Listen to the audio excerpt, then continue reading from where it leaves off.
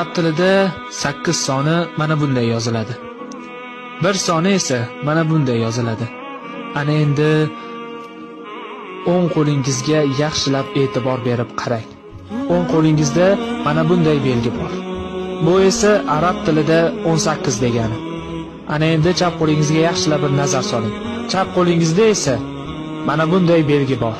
Bu esa arab tilida 81 degani. 81 qo'shamiz 18, 99. Buyuk va betakror bo'lgan Alloh taoloning 99 ismi.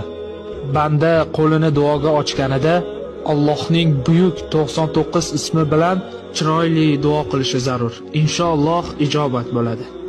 Ana endi 81 ayramiz 18, 63. Ya'ni payg'ambarimiz Muhammad Mustafa sallallohu alayhi va sallamning vafot etgan yoshlari. Ana endi bir tasavvur qilib ko'raylik. Arab tilida